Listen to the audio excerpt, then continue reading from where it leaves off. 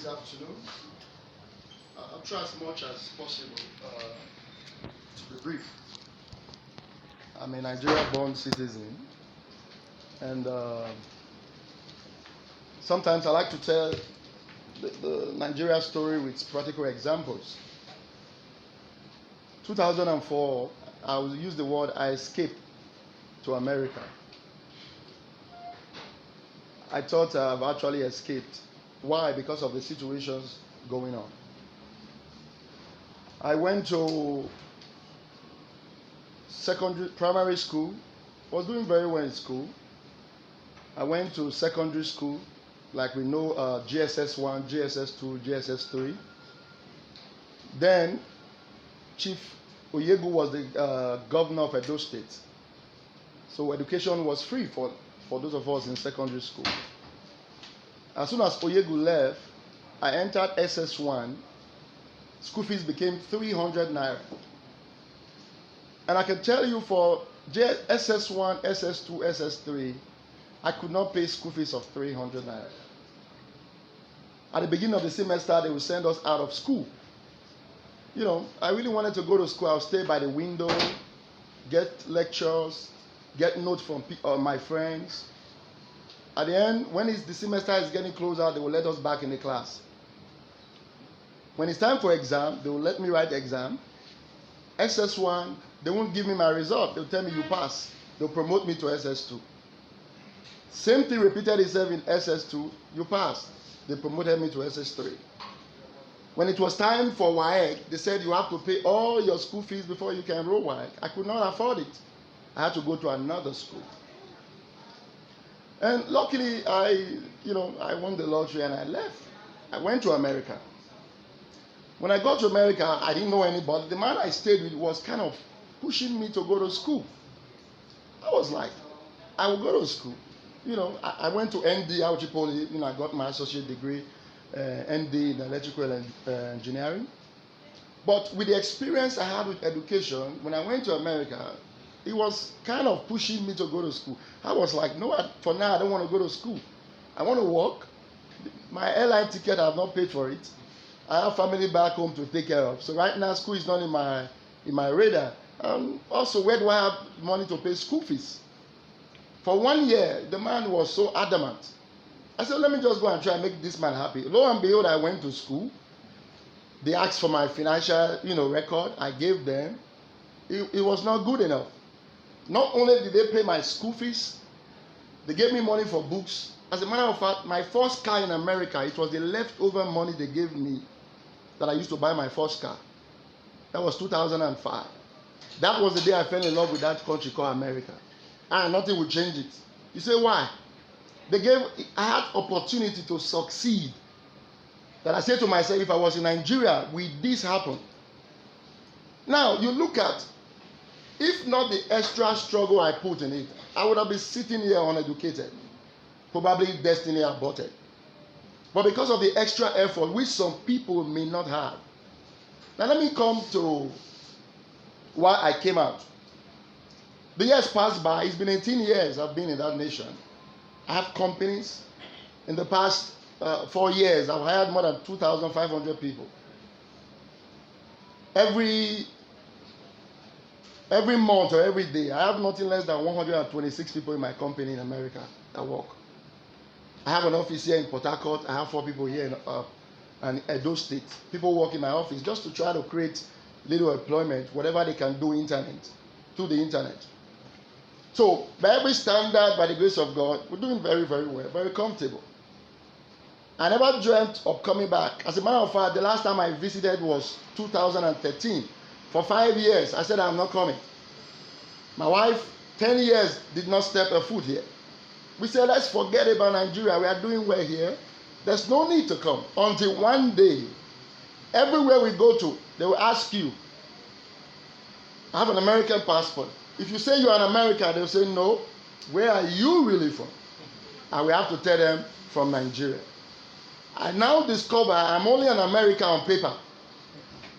Everywhere I go, I'm an American. They say, no, where are you really from? Until you tell them you are in Nigeria. January 2018, it was on a Tuesday, I'm also a pastor. I have a church in America, a couple of states. We just planted one in Abuja. I was going to church, and I stopped by to pick up something for my printer. It's an American guy. That was the period, if you remember, Donald Trump was insulting Africa, calling us the SO country. I mean, being an African that period was not funny, because that guy was finishing us. While I stood, he was speaking to somebody on the phone. He wasn't talking to me. Apparently, he was arguing with somebody on the phone. And right there, he was insulting us. Do you think I'm one of those black, irresponsible people? They ask you questions like, do your ladies dress up? All manner of things he was talking on the phone. I was standing right there, referring to my country. And by every standard, I can hire him and his entire family and pay him. I'm doing way better than him. But where I came from became a reproach. I left that place for the first time in my life. Politics was never in my blood. I hate politicians. I hate everything they represent. I got to church. I could not teach Bible study. I got home. I could not sleep. It was like, how do I remove this thing called Nigeria from my blood? Is it a curse to be in Nigeria? I could not sleep. 2 a.m. passed. I could not sleep. 4 a.m. I made up my mind that night. I said, you know what? Since I can't run away from it, enough of complaining, let me join the race. And I went on Facebook. I put a simple post. I'm coming to Nigeria to make Nigeria great again, to run for president. Part of the phrase that I used to make Nigeria great, I wanted to mock Donald Trump. That was why I used that phrase. Thinking we will all laugh and mock him, and maybe I would get over the insult and I'll let it go. But lo and behold, I woke up, over 1,000 messages. It kept building and building and building. And I said, enough of the complaint. I'm going to join the race. And I was told that politics is dirty. My ideology is, if something is dirty, you need somebody with clean hands to clean it. If you expect those that get the place filthy to clean it up, then you are making a big mistake. Now, when you look at the state of Nigeria, our current leaders, their children are abroad going to school. Some of them come to this nation. They see what is applicable. They see how the system works. The system has been so built that if you take the worst leader in Africa or in Nigeria and make him a leader in America, he cannot spoil the system, no matter how corrupt they are, because there is a system. Now, if you think Nigerians are corrupt, if you think we don't obey the law, find out from the Nigerians in the diaspora how many times, apart from immigrational crime and maybe Yahoo crime, how many times have you seen on TV that a Nigerian man went to rob in America or in Canada? How many times have you seen us commit crime? I've been there for 18 years. I've been to 16 countries. I've dealt with Nigerians, rich, poor. I have a medical doctor who works in my company. He doesn't have document. He's a practicing medical doctor. He works in our company. Why? He doesn't have document. I kept wondering, why will you leave your medical practice in Nigeria and now you're in America doing this menial job below your pay grade? He gave a clear example. I don't want to raise my children in Nigeria. Nigeria is killing our destiny. And people are leaving, they are coming to this country. They are coming to this nation. The question is, we are both here on earth. They are not in another planet. Why are our leaders not copying one thing and replicating in this nation? Because they just look after their pocket. Every one of them, their kids are abroad. They go to the best school. I went to school with air condition. Teachers, they teach you. We have, I didn't know much of chemistry when I was, here in Nigeria. When I got there, it was one of my prerequisites. They taught me to the extent I got the best in the classes. I left our Chipoli with 2.4 GPA. I left school over there with 3.94 GPA. I went to Bible school in university, I got 4 points. The same brain that left our Chipoli with 2.4 GPA. They didn't manufacture a new brain for me. Why? The system was conducive. After class, if I don't understand, there are people waiting. They will teach you until you get it. It's free. So we learned. And this mindset of you don't bribe nobody, so you know you are going to read your school. No lecturer is going to ask you for money. As a matter of fact, if you attempt it, you are going to prison.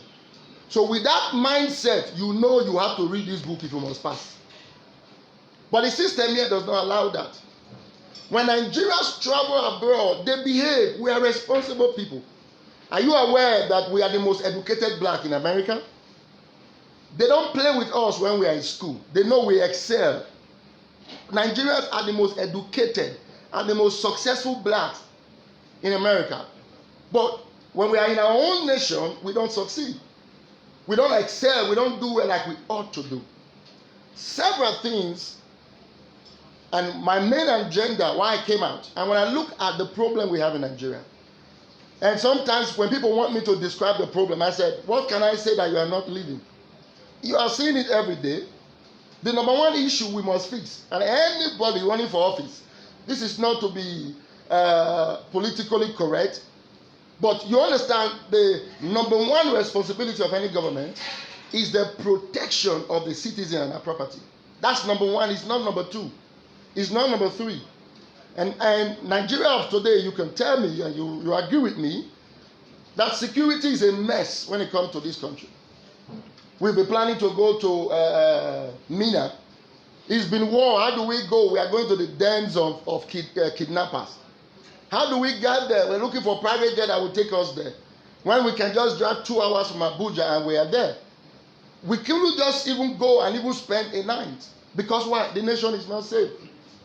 When I'm here, the amount of security I have to pay for just to be safe. But in America, we don't have such. You go to bed. Now, Nigeria has become so religious, not because we love God. I know because when they come there, they don't go to church no more. That's when you see a bus, you go to a garage, a motor park, they will load the bus. Somebody will come and anoint the tire, anoint the windscreen, bleed the blood of, they are finished using the blood of Jesus in Nigeria. Do everything. Why? They just want to get back to home or wherever they are going safe. But over there, we don't need to disturb Jesus. If I enter a car and I'm going anywhere, if I drive safe, I know there's no armor on the road. There's no kidnappers I have to be afraid of. So I don't have to disturb God. There are so many things here the government is supposed to give us that they have not given us. And like I always say, I wonder if they don't know it. But they do know it.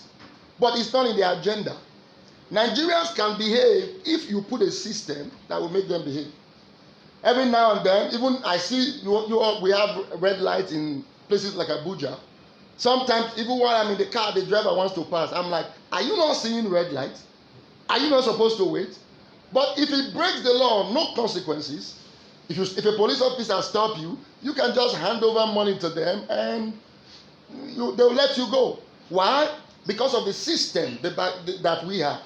But over there, it's not so. There are cameras everywhere. By the time you pay 2 times, nobody will ask you. I can't remember, 2008 was the last time I got tickets. Because after spending hundreds of dollars just because I own the red light, you understand that there are consequences. So the number one issue, which is in my agenda, is the issue of security. I am very big on this, and I often tell people, I'd rather live in a one room in America than live in a mansion here. You say why? Because of security. As a matter of fact, I have a security company in America and here also in Nigeria. If I go any place, the first thing that raises in my mind is security. And let me make this categorically clear. If you don't fix security in Nigeria, if you like share $10,000 to every Nigerian today, we'll go broke. Every nation on earth, I can give you statistic and example, who have security problem, they are the poor nations on earth. I was given a statistic just now, and oftentimes I always ask, Canada borders America. You can walk from Toronto straight into America by barefoot. Arizona, America, borders Mexico. These two nations are just like between two states. My question is, where was Mexico when America was developing? Where was Mexico when Canada was developing? You will not see a Canadian move into America and they are looking for greener pasture. It will never happen. Neither will you see an American go to Canada looking for greener pasture. It will never happen. But every day you see Mexicans trooping in. They arrest them, they deport them. Every day. Why? The country is not safe. While these nations were building the system on security, these nations ignore security. And because of that, they are paying the consequences now. Until Nigeria is safe, you will never see economical growth.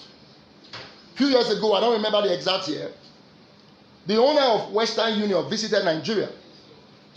Why did he visit Nigeria? Nigeria had the highest inflow of cash. Among every nation on earth, Nigerians in diaspora use Western Union more. So the man decided to come to Nigeria. It was recorded while he was on the plane. When he looked through the window, he looked at Nigeria. They said he was amazed that with all the money coming to this country is still undeveloped. As a matter of fact, 3 years ago, I think it was 2018, over $25 billion came from Nigerians in the diaspora, even higher than our oil revenue for that year. And yet, with all this amount of money coming in, the nation is still not developed. Why? Because the nation is not safe. Let me give you a perfect example. I was going to 2017. I was going to Italy for something.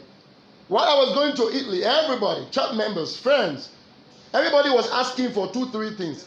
Buy me shoe, buy me good leather belt, buy me bag. I actually came with 2 big boxes of shoes that immigration were questioning me.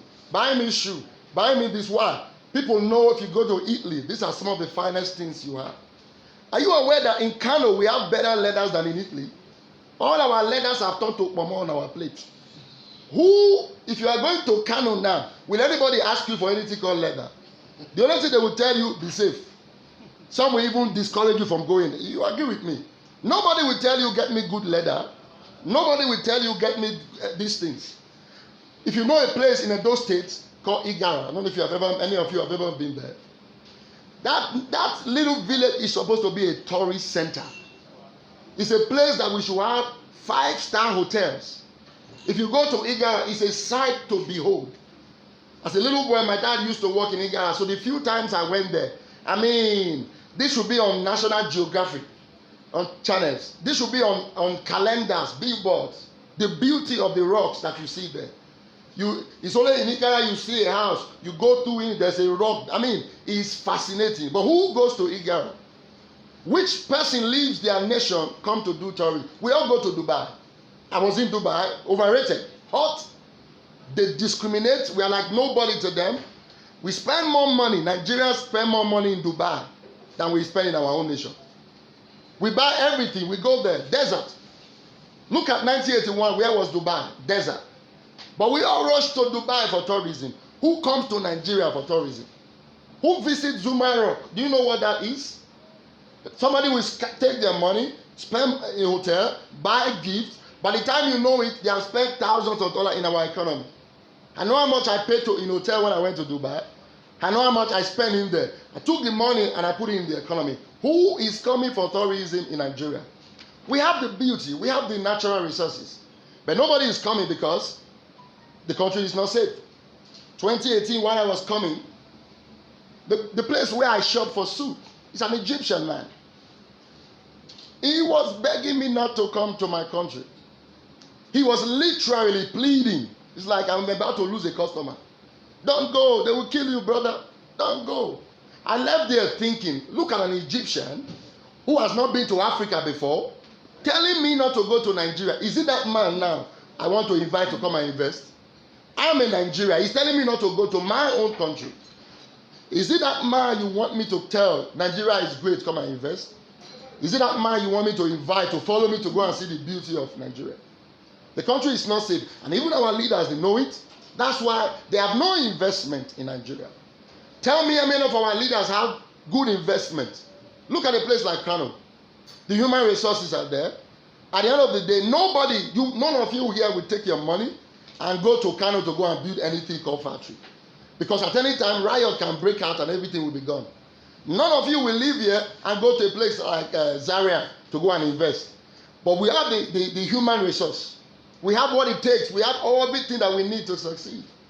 Thank God for people like Dangote who are building factories, building refineries that will employ thousands of people. But our leaders are not doing it because they know they are not safe. But rather, they are moving the little money we have in our economy, they are all exporting it abroad. Building this. Look at Desiani, the former Minister of Petroleum. Look at how much money were in foreign nations. And yet, Nigerians have died. The money is not circulating in the economy. The only things we see them do is to build houses that we can't even rent. Houses that we can't even pay rent for. Where are the factories? Youth are unemployed. You go to the airport. It gets me amazed. Everybody wants to carry your bag just for a little penny.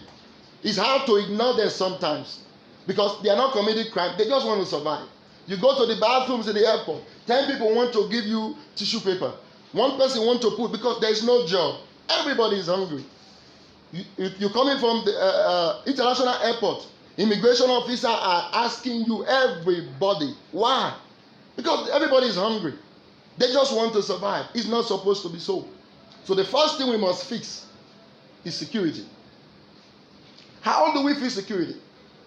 I can spend 3 hours talking about this. Number one, we have to equip our police officer. I never forget. I was watching TV. I went for medical checkup. So I was just watching TV. And they were escorting somebody, let me use the word somebody, to be buried. Who were they escorting? The mayor was there. The chief of police was there. The convoy they were escorting, I was wondering, wow, this must be a big police officer that died. It was a police dog that died. I almost wanted to wish to be a police dog because of the honor I saw. They were escorting a police dog who died because of the way they respect their police officer. How many police officers died in the line of duty today and their families are remembered? Our police officer, before we blame them, before we crucify them and demand for more from them, we must upgrade their standard of living. We must increase their salary, equip them, and give them sophisticated weapons. When I went to Ibadan, one of the young men that followed me, I looked at his gun. It was wrapped with tape. I could not take my eyes off it. After I asked him, do you people have bullets in those guns? Because I am paying for you to protect me here. This gun, are you sure it can do anything? He was laughing. Literally, first time I touched a gun, I said, let me see. A gun, the rifle was wrapped with tape. How do you expect that guy to confront what we see today with such a weapon? They are not equipped. Some of them did not have vests. I kept asking, why don't you have vests? He said it's not enough. How do you send people into this dangerous atmosphere and yet they are not equipped? Now, many of them are not doing their job well because the equipment is not there. Go to police station. And that's why you can see robbers can the other day they destroyed the police station before they went to banks. Robbed 4 banks for 4-5 hours. The whole town of Auchi was shut down. They finished from one bank to another bank. What a shame. This is not war zone. This is the normal life we live. Robbers can just go anywhere and do whatever they want to do. The police can't even come. Why? Because they know they are not equipped. Nobody wants to just go and die. So we must upgrade their standard of living. We must give police officers more vehicles, more weapons. And if you look at the statistic, we have less than 1 million police officers. It shouldn't be so. We are a nation of over 200 million people. The ratio should be at least 1-8. So we need to get more people in the police force. We need to supply them vehicles. And there's a law I want to introduce. I think we need it here in America. Because in the 90s, Mayor Giuliani in New York, there was a time New York was a drug zone. New York was deadly. Nobody wants to go to New York. Mayor Giuliani was the mayor, introduced a law.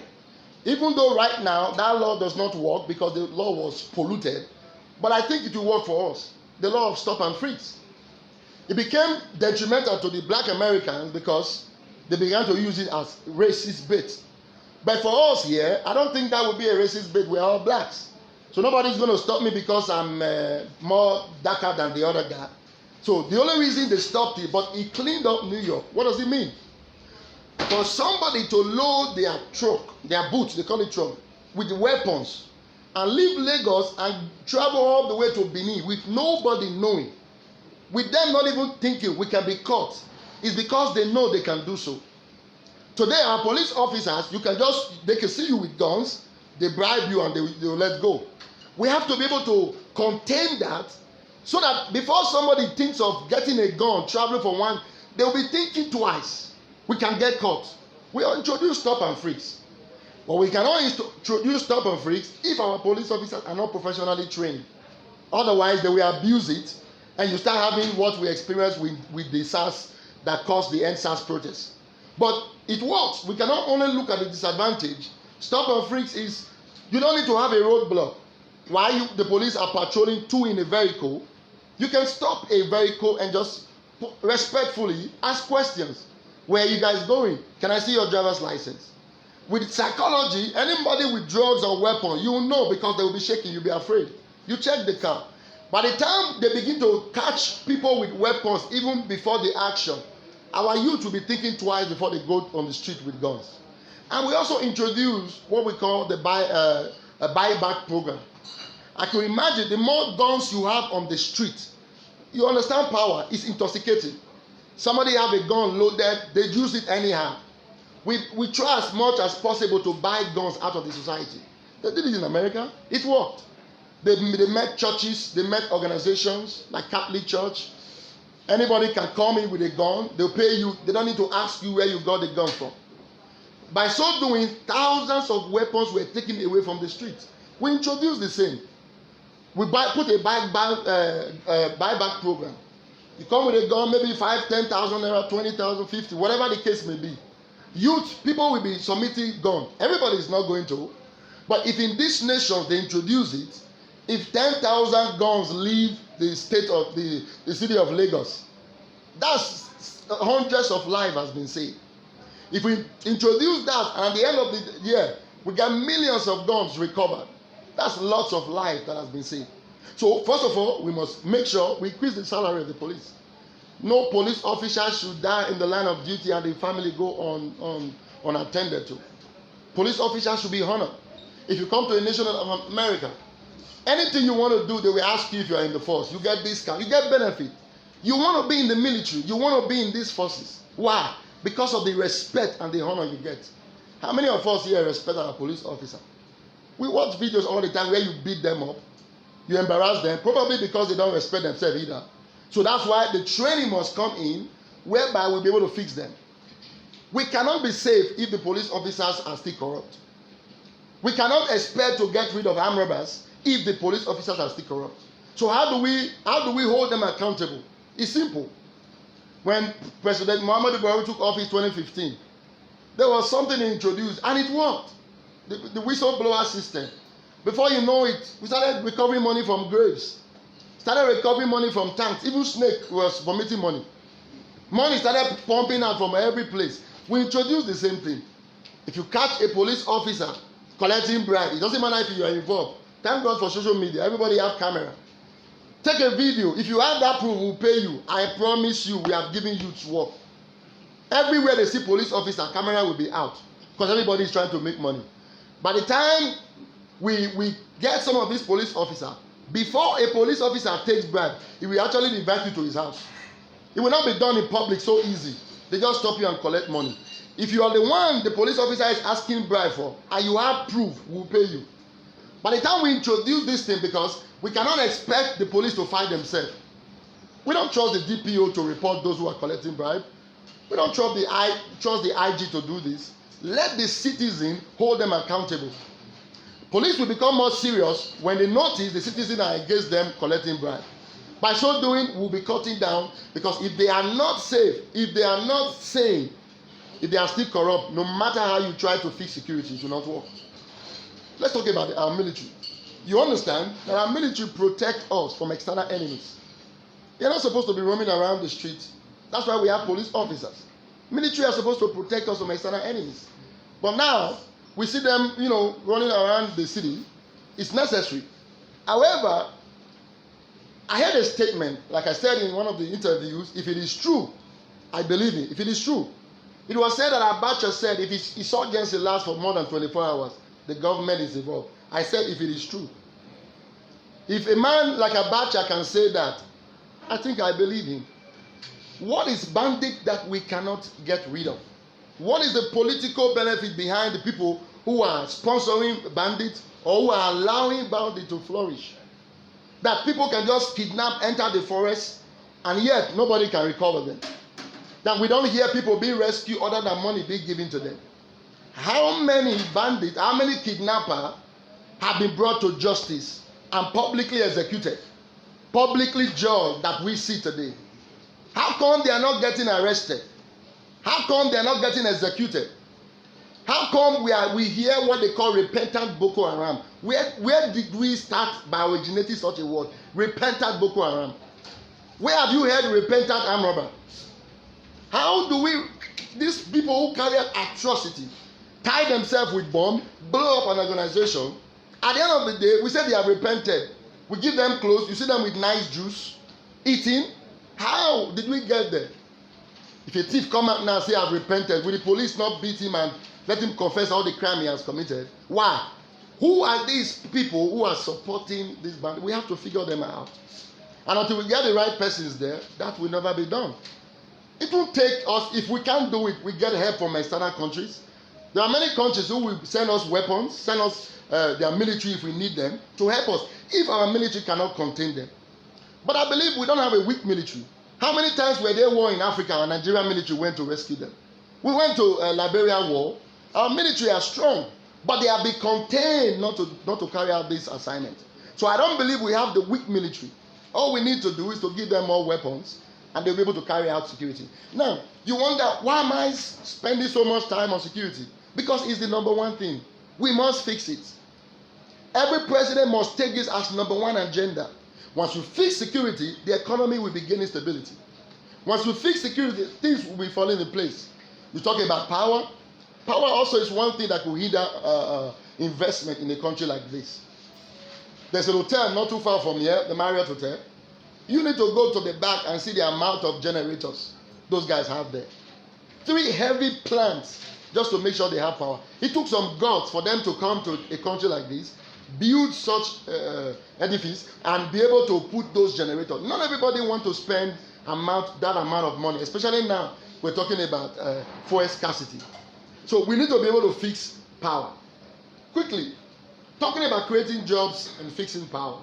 We all know our main source of income or generating revenue in Nigeria is oil. We have 3 refineries, and none of them are working.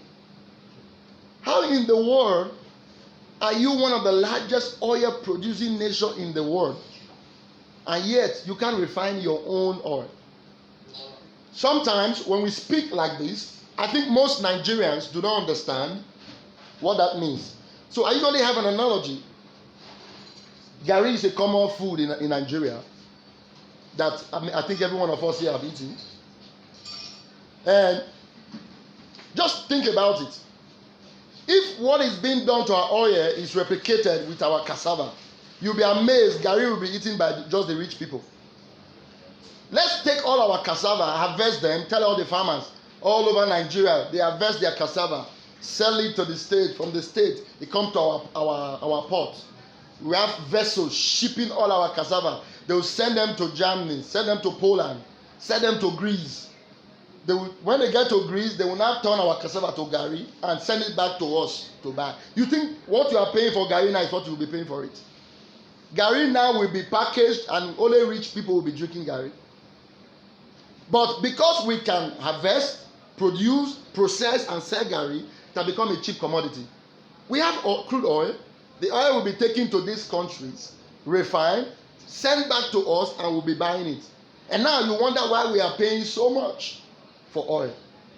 We have 3 refineries, and they are spending billions of naira paying staff salary, servicing this refinery every year, and yet they are producing nothing. Why?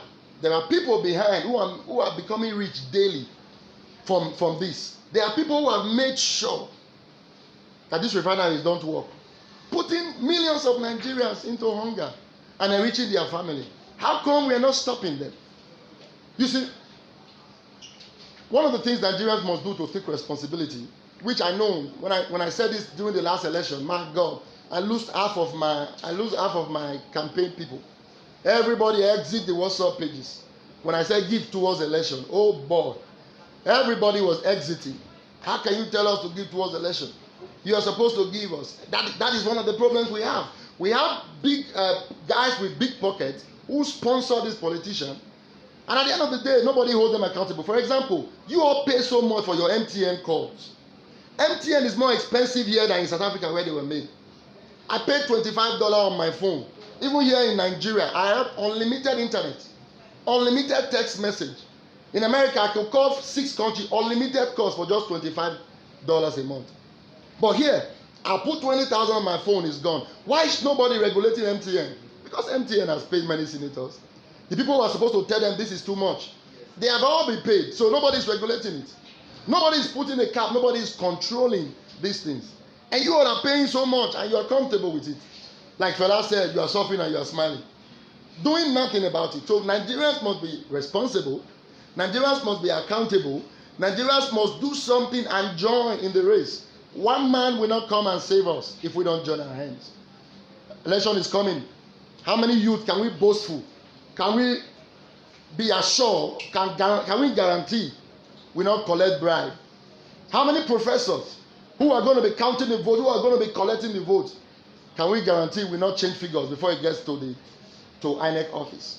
So we must all join hands as Nigerians to solve this problem. But my number one agenda remains security. And from security, we'll be able to fix the economical problem. One man cannot come in 4 years and fix the whole problem of Nigeria. But we must start with one. And that's why I'm starting with security. As soon as the world will begin to hear that Nigeria is safe, all we see all the time on social media is the robbery going on. Robbery took place in Ibadan a few days ago. The very minute it was taking place, somebody in Germany is watching it. Somebody in another country is watching it. And when we see these things, we are so afraid. Do you know how many people who don't want to come back to their country? Not because Nigeria, we hate the people, but the country is not safe. So we must fix this so that the narrative that will be going on in foreign countries will be a new sheriff is a town, the country is safe, and we'll be attracting foreign investors and building the economy. I'll stop there for now and take as much question as I can.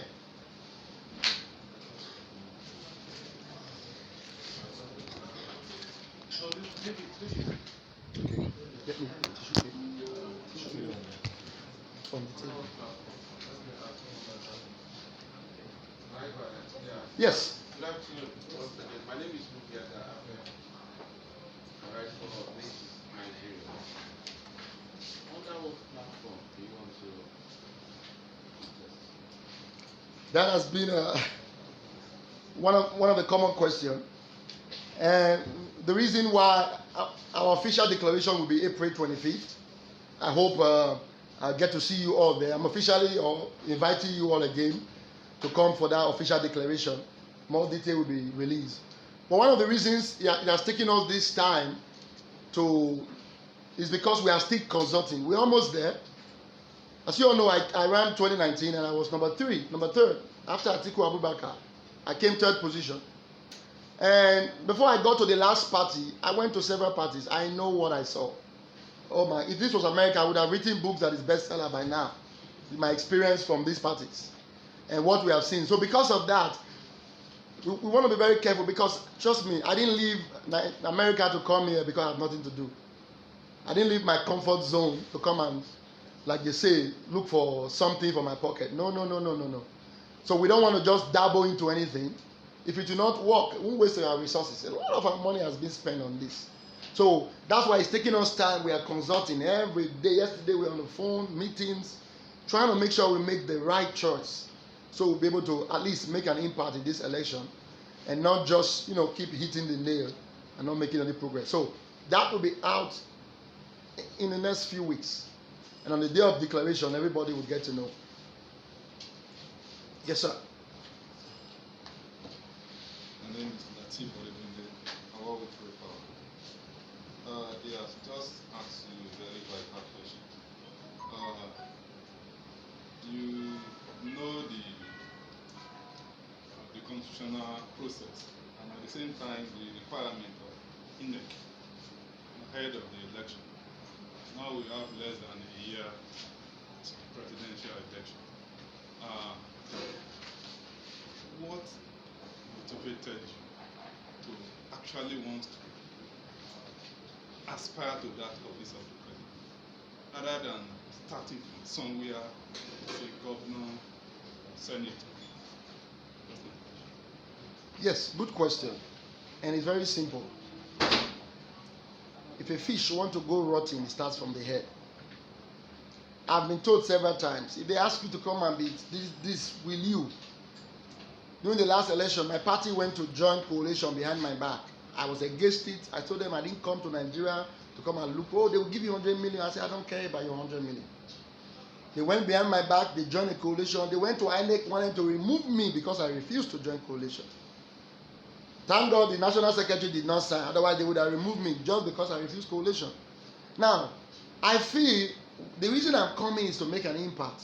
If I cannot, there's no need staying. I'll be very frank with you. They have been telling me, what if they give you minister? He will tell you, it's my PA is with me everywhere. I told him, if I cannot make impact, I will not take it. Nobody is pursuing me where I'm coming from. So our drive is the impact. So if I'm not in a position where my impact will be felt, where Nigerians will know somebody got into power, I think it's a waste of my time. It's a waste of me leaving my comfort zone, coming into this terrain. So that's why we went for the position of the president, because there's power in as the president. If the president is right, all our governors will sit up. Our senators will sit up. The police force will sit up. But one local government chairman could be you could call him one born again, disciplined man. He will not make any impact because the head is corrupt. As a matter of the fact, by the time they descend on him, they will frustrate his life and his effort. So, if the impact will not be felt, then I don't think I want to waste my time. A lot of pressures have come. But my driving force is the impact. If you take that away from me, then I become every other person. I don't know if I answered your question. I just want to make an impact. I just want to make a change. There are people. That impact can be felt in a state. Let's say you're governor of Edo State. You can actually make an impact because you've been so much exposed, and then youth will listen to you since you know what they are after, and there are so many things that you can introduce in that state that will turn around the state. The state will be the focus of all other states. That's my concern. Yeah, you're right. As a state governor, you are the chief security officer of the state. Of course, there are some level of impact you can make, even more than a minister or a senator. So yeah, you're right. As a state governor, you'll be able to make some impact in the state. But in totality, how many times do you hear that state is safe, the other one is not safe?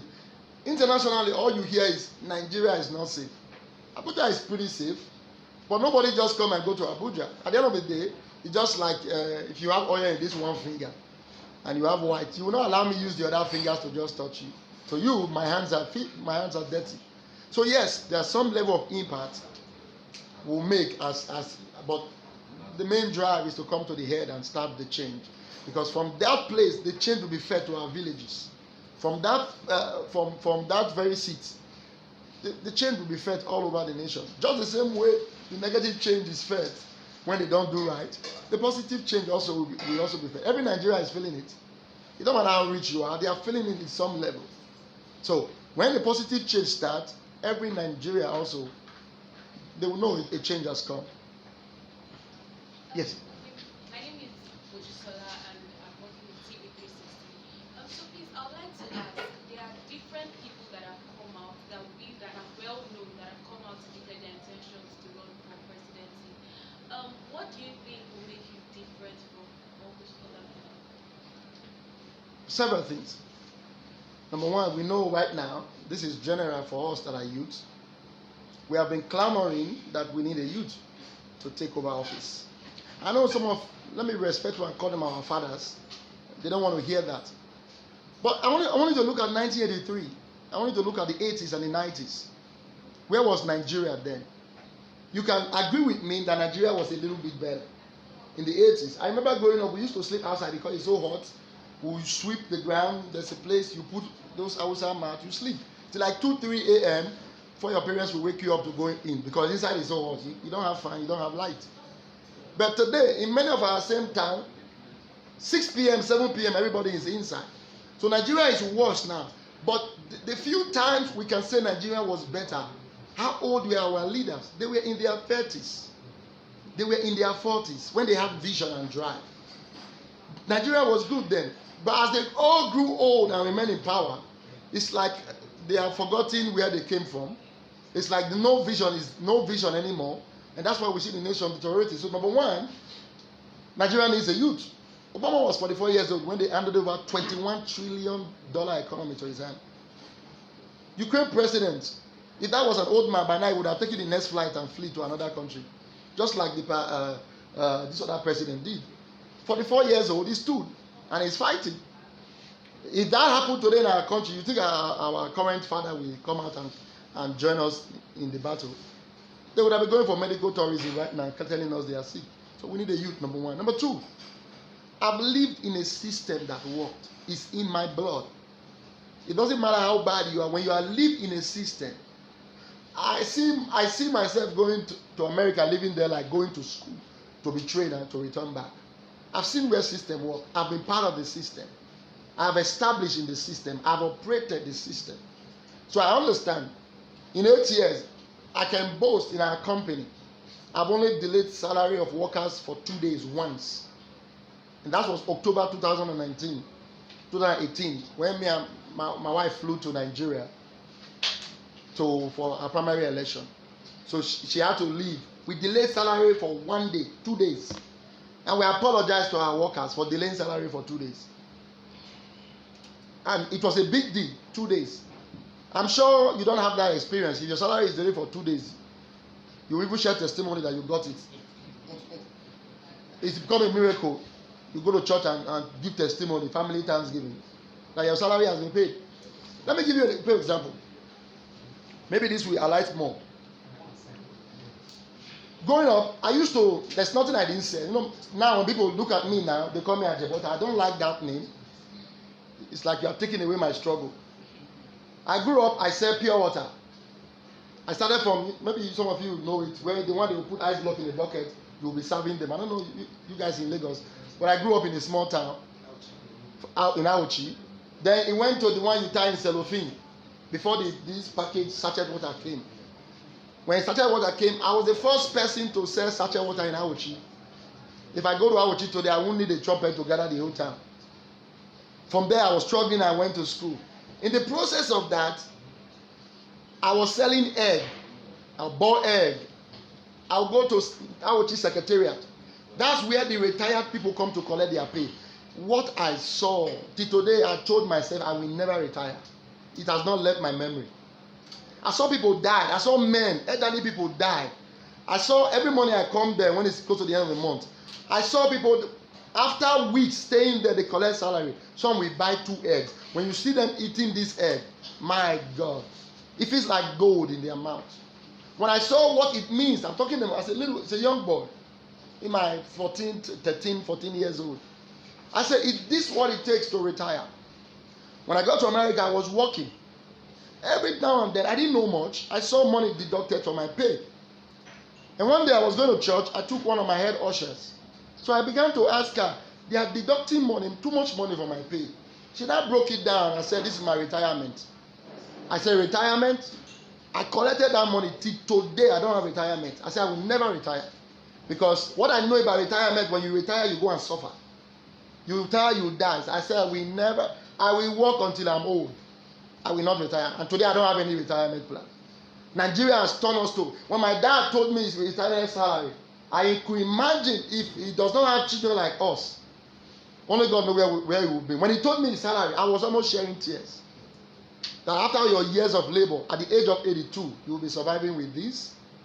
So there's so much to do in this country. And if us as Nigerians, probably the reason why some people can easily just collect money and forget about this and just do these things, you're so used to it now. You see it as normal. But where we come from, we're not used to it. It's not in our system. You hear a child is missing and he's just like a nobody. 2 days my child don't go to school. The school is calling me. If I have nothing to say, the school visit my house to find out why are your children not in school for 2 days. One day my son picked up a phone and just was playing. They taught them in school how to dial 911. He just dialed 911 and just hung up the phone. I didn't know. In less than 15 minutes, look at police officers in my door. I was like, what is going on? Somebody dialed 911. We heard his child voice. What is going on? No matter what I said, they came in to investigate. I left there and said, wow, what a nation. Which number will you call to call the police today? You call the police, they will tell you to come and pick them. If I can come and pick you, will I be calling you? This thing has become normal to us. But for some people like us, it's not normal. We frown at it. We are angry at it when we see it. So that alone I'm bringing is something that money cannot buy. It's an experience. You talk about employment. How many of our politicians, our leaders, can boldly declare, apart from political office, they give to people? Have they established and created jobs? We've had graduates from our company. People have built houses from the jobs that we created in a strange land, in a land that is not our own. So if we can do that as individuals, I believe with the office, we can do way more than that. I hope I answered your question. Yes, anyone, any more? Sorry, you are talking about the justice, but what about economy? Economy is there. How do you help revive the economy? Yes, I touched on economy. I mentioned that when the economy, when the security is fixed, we get investor. Okay, this is one lie they tell us. How we believe this lie, I still don't understand. A politician will tell you, I'll create 5 million jobs every year. How? It's a lie. How many people can the federal government hire? There is no nation on earth where the government has even 30% of the citizens as their employer. It's not possible. You apply for a federal government job, it may take you 10 years to get because the place is filled up. How do economies thrive? It's through the private sector. We need to invite people who, for example, bigger company like Amazon. Amazon is one of the biggest companies today. Apple. They are not manufactured in America. Nigeria is a country that would have been thriving because we have the human resource. I have office in Port Harcourt. Let me give you an example. If it was possible, I will move a lot of my employees here. All the work that I do on the computer, they are done in Nigeria now. You know why I did it? For two reasons. Number one, it was to create employment to help, some of the few family members. Number two, it was cheaper for me. In America, for me to pay my office staff in a month, minimum, I'll pay like $2,500. $2,500 is 1 point something million. You know how much I'm paying them? 100,000, 150. To them, it's breakthrough. It's not like they have to go to office Monday, day and night. They have a target. Monday, Tuesday, Wednesday, they're supposed to process such documents. If you do it in one day, you have done your job for the week. If you want to take the entire week to do it, and yet I pay them 150, they are seeing it as breakthrough. Me, I'm seeing it as, one of them now told me he's traveling abroad. I'd say you cannot go abroad, you have to stay back. Why? It's cheaper for me to hire these people. If you call T-Mobile company, you hear in India pick all their call centers are not in America, but yet they are American company. 75% of American companies are in Japan. They are in Brazil. They are in all these countries because it's more expensive to manufacture anything in America. Anything made in America is always heavy because the human resource is very high. Minimum wage, you pay somebody $15 per hour. But these companies, they source abroad. Then you buy something, you hear made in Japan, assembled in America. Every single thing. Why are they not coming to Nigeria? We have the human power. 200 million people. Nigerians should be sending all their companies here, manufacturing things and sending them abroad.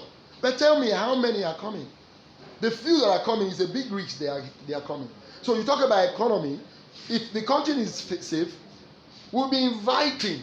How many times as our leaders invited foreign investors, these top companies we hear, to say, we're ready to give you free land, come and build a factory. We'll give you 10 years tax free. Come and open a factory. For 10 years, you're not going to pay tax. You need a land, they go to one forest, give them acres of land. They have not done that. But yet they lied to us that they're going to create 5 million jobs. It's not possible. The only way the economy can thrive is through the private sector. And number two, we must create an enabling environment. To register a business here, you need connection. I was trying to register 5 companies. It took me connection to register a company. Call this person. Otherwise, it would take me 1 year. I had to call this, call that one. Went to Abuja. But in America, I'll go online in 1 hour with $75. I'll register my company. My passport. You apply for passport 1 year. I can get my passport in 3 days. I just pay extra $75. If I want it in 30 days, I sit in my house. I just send it. It comes to my mail. My car registration is expired now. On my phone 2 days ago, I renewed my car registration. No stress. But over here, everything is difficult. Everything you want to get, you use your long leg. We don't need connection to make it over there. You are hardworking, you make it. But here, your leg has to be twice long. Even ordinary education. I want you to go online and put your phone number. You are looking for admission in America. Your number will be jammed. Different schools will call you. Even when you have graduated, they'll be calling you that you should come to school. But here, it's a testimony to get admission. You go and testify in church that you have gotten admission into school. And NYC is one scam we must fight. I know you may not want to hear that. It's a scam. You know how many Nigerians have changed their date of birth because of NYC? People who were our senior, we are older than them now on paper. Just because they want NYC. Why are we living? Why the foundation is so faulty? We are all living a fake and false life. You know they are changing it. You go to passport center, they will ask you for documents you don't have, and the man will tell you, "Pay me, I will help you get it." Why do you know somebody in my local government to go and collect some documents? And the next day, after you are giving them the money, they will produce all the documents that you don't have. The system, we have to start fixing it. You see, Trump, a man like Trump came to America. You all know Trump. Tough head. He was capturing everything. He did not shake the system. As tough as he was, the system was too strong for him to shake. If you carry the worst of our leader and make him a leader there, he will succeed. Because of the system. So also in our education sector. You look at children, sometimes you look at them, you can't help but weeping. I saw a poster where kids were born in the hospital. I put it on Facebook. And they put them on a plastic chair. I cried for 2 days. If I tell you the hospital my wife gave birth, I did not pay a dime. Till today as I'm speaking to you, I've never paid $1 for medical bill in America. 18 years I've been there. I've never paid $1. As a matter of fact, my kids get paycheck. Maybe you have been hearing it, I'm telling you now. My kids get paid until they are 5 years old. The money they give to them is what we used to feed. My kids get checked from 1 to 5 years. I've never paid $1 for school fees. I went to school, graduated, I did not pay $1. When somebody come, "Oh, you're only for president, don't talk about America." Are you crazy? Do you know the benefits? Why can we not talk about these things so we can learn? You go to America, for example, you have a medical emergency. They treat you before they talk about bill. But here, you hear people dying, and doctors are not treating them. Why can't we put it as a law? If anybody comes to the emergency room, as a doctor, you must treat the person. If they don't pay, you write it as tax off. That's how we do it. If I service you, you don't pay me. At the end of the year, I'll tell government, I put it as my loss. They take it off my tax. Then the company does not suffer. That's how they do it over there. But people dying, ordinary medication they can't take. I can't tell you how many I've seen. Somebody sent me a message on Facebook. I don't know her. Talking about medical stuff. I thought maybe it's one of those people using. When she asked me that she needed 1,500 to survive, I could not help but believe it. Ordinary 1,500, she tell me thank you for more than 1 month. That I saved her life with 1,500. I don't know. I've not met her from Akwa Ibom. I've never spoken to her since then. 1,500 saved her life. So if she didn't get 1,500, who knows what would have happened? As I speak to you, I've not collected my result from Our Lady of Fatima College. I'm going on the 28th. I plan to visit there and collect my results and pay the 300 that was the school fees. Hopefully they still have it. 900. If they have interest, maybe up to 5,000. I'll pay so I'll get my results. I want you to think about these things. If we didn't have a place that helped us, where would I have been? That's the question. So, we traveling abroad and knowing these things is part of the system. I think that's a great asset to running for office. Yes, any other question? I hope I answered your question. Any other question?